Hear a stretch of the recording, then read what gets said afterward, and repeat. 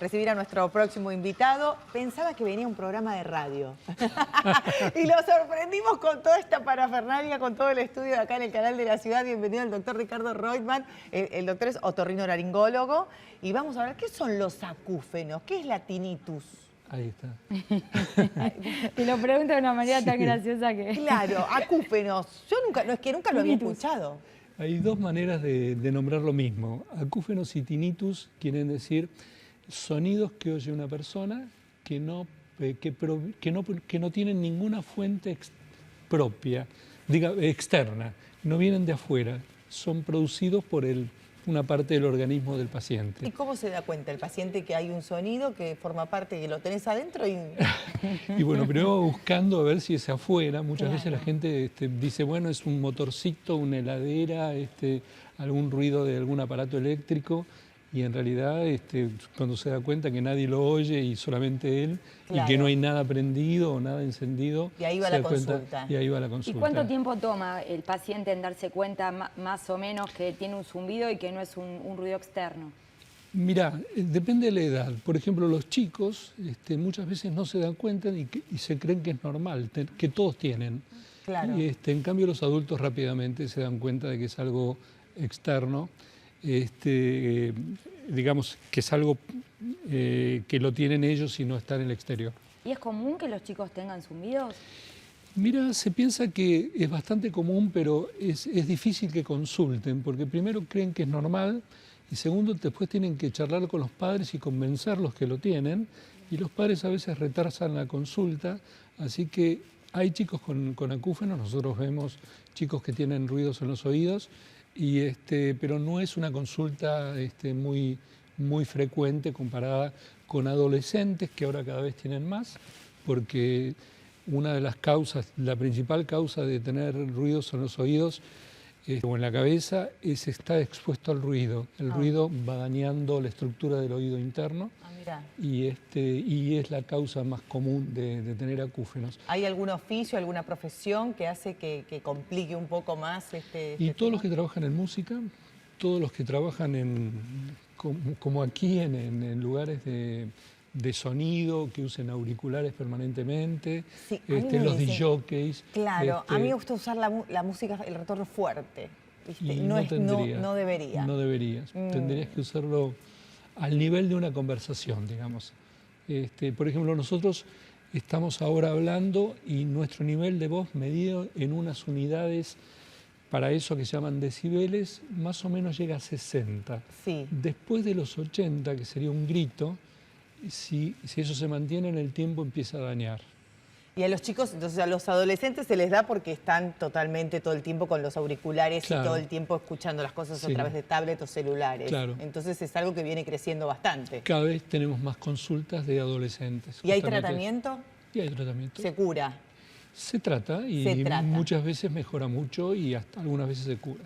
Sí, ¿Y qué otras causas? Habló de un deterioro en el oído interno. ¿Qué otras causas hay también de acúfenos? ¿Muchas veces no se encuentra la causa? Sí, en general se encuentra o se sospecha, algunas veces no se encuentra.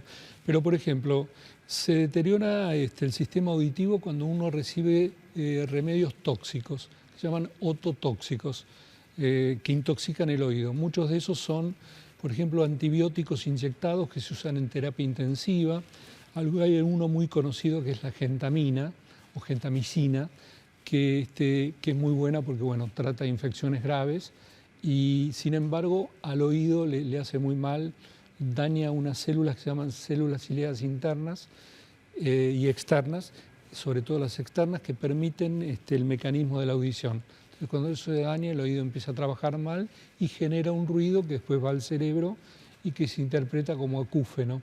Acúfeno es la palabra que se usa en países latinos, digamos, y tinnitus es lo mismo en los países sajones, donde se habla inglés o alemán. Me gusta más tinnitus a mí. ¿Y zumbido? Sí. Y zumbido es una palabra que se puede usar también, no es tan técnica, digamos, pero quiere decir lo mismo. Claro. Y si no le doy bolilla y no empiezo un tratamiento, no voy a una consulta, ¿hay riesgos de sordera? En realidad la madre de los tinnitus, acúfenos o zumbidos es la sordera, digamos. Así que si la causa no progresa, por ejemplo, una persona va a bailar, le tocó estar al lado de un parlante 3 horas y sale con el acúfeno y un pequeño daño que se llama trauma acústico, digamos. Claro.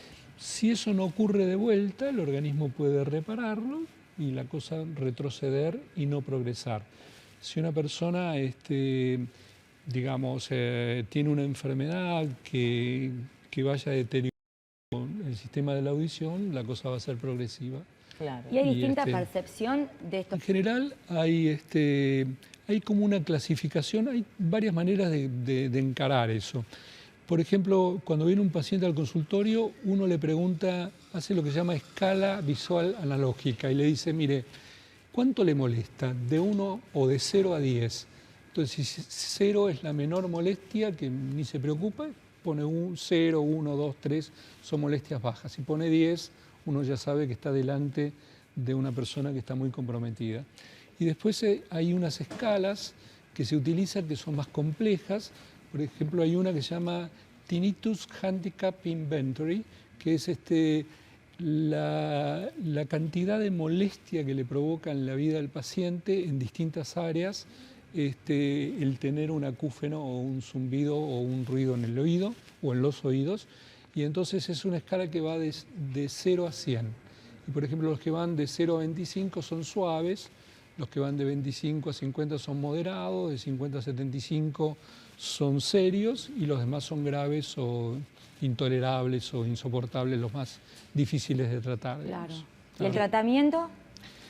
Bueno, el tratamiento depende de la causa, digamos. Por ejemplo, también los zumbidos, además de deteriorar, nosotros hablamos del ruido y de algunos tóxicos, por ejemplo, pero algunas infecciones, alguien se pesca un resfrío, se agarra una otitis, ahí se afecta el oído medio.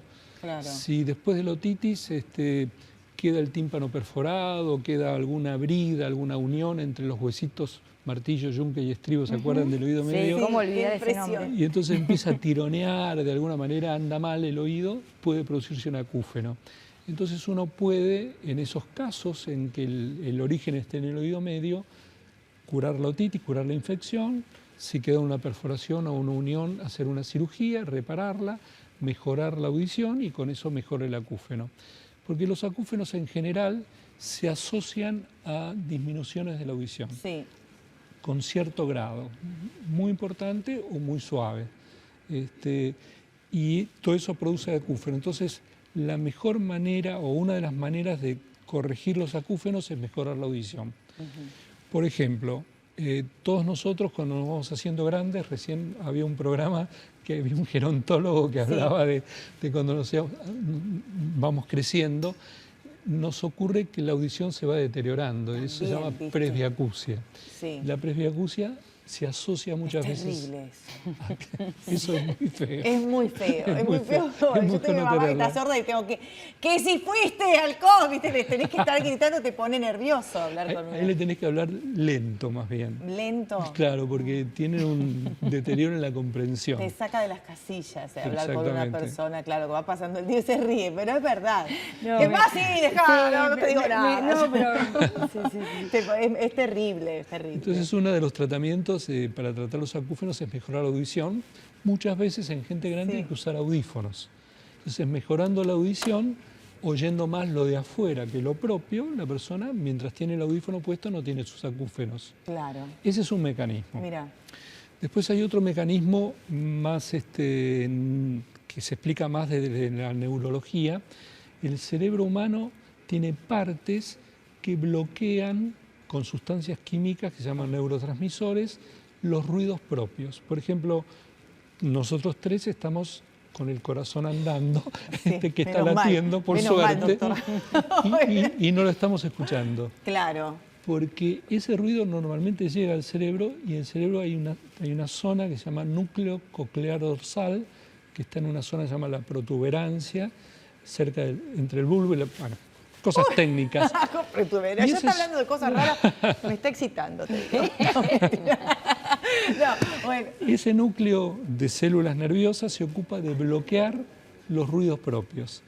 Entonces, si uno utiliza ese mecanismo que tiene neurotransmisores y lo estimula, entonces puede hacer que el acúfeno se bloquee mediante el uso de eso. Y para eso se usan pequeños aparatitos parecidos a audífonos que producen un ruido que es como shhh, que es un ruido neutro, se llama ruido blanco, que los que hacen música lo conocen todos, o ruido rosa, que es la mezcla de todos los ruidos que una persona puede oír. ¡Ay, qué terrible! Entonces, si se le pone al mismo nivel que el acúfeno, al mismo volumen, y se lo oye 1 o 2 horas por día, después de un tiempo el cerebro aprende a bloquear al acúfeno. Hay que bloquear los acúfenos. Y se acabó. Bueno, vos hablas bajito, bien, Bueno. bien así como... Hoy. Te tratamos bien en un programa de radio, pero Bárbaro. tuviste bárbaro. Me maquillaron, todo. Todo, Todo, elegancia, todo.